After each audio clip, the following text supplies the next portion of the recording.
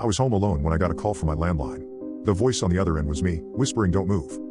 I've always lived alone. It's easier that way. No arguments about dishes, no compromising on the thermostat, no explaining why I sometimes wake up screaming at 3 a.m.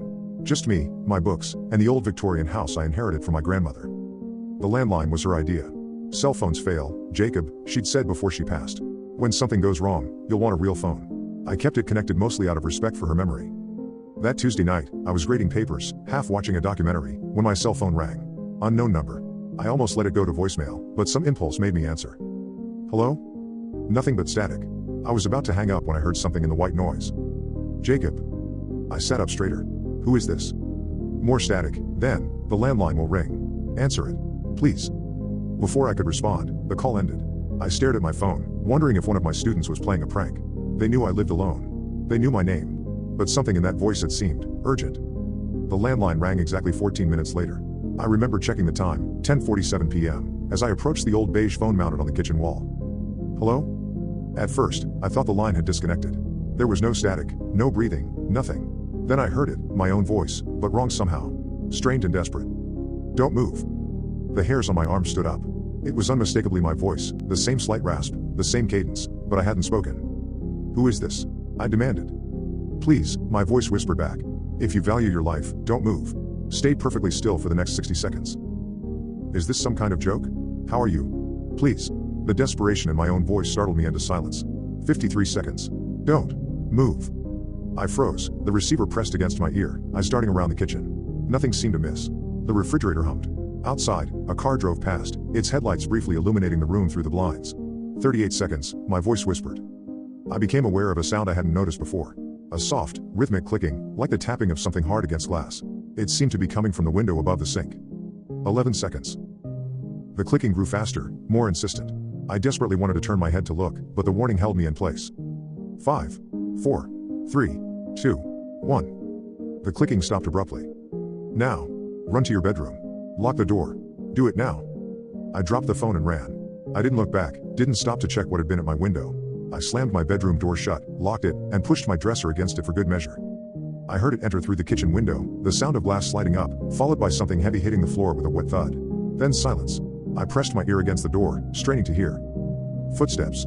Slow, dragging footsteps, accompanied by that clicking sound. It was moving through my house methodically, as if searching. It paused at each door before moving on. Finally, it reached my bedroom. The doorknob rattled. I bit my knuckles to keep from making a sound. A voice, my voice, came from the other side. But this wasn't the voice from the phone. This was distorted, like someone learning to use vocal cords for the first time. "Jacob, I smell you." Something slammed against the door hard enough to make the dresser shudder. I backed away, looking frantically for a weapon. My phone rang again. Not my cell, that was still in the living room. But my landline, which had no extension in this room. The cordless receiver on my nightstand lit up.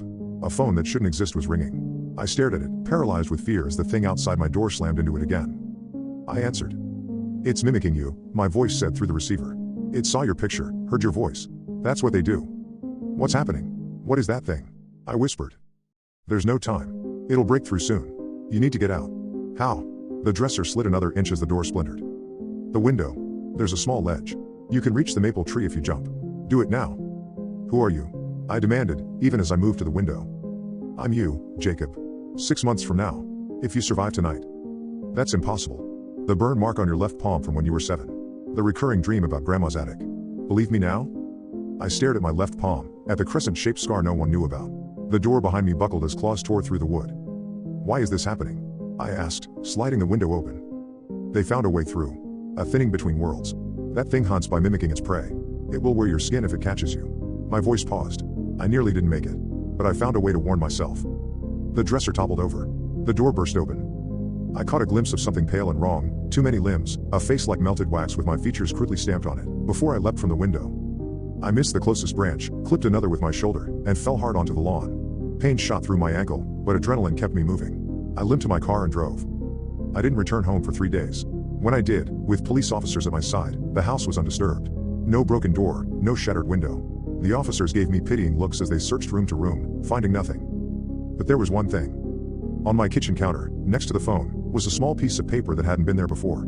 Written in my handwriting were instructions for creating a temporal loop called complex calculations and wiring diagrams I didn't understand. At the bottom was a simple note. 6 months. November 16th. It will return. Be ready to make the call. The loop must continue. Today is May 16th. I have exactly 6 months to learn how to call myself in the past. And sometimes, late at night, I hear clicking at my window.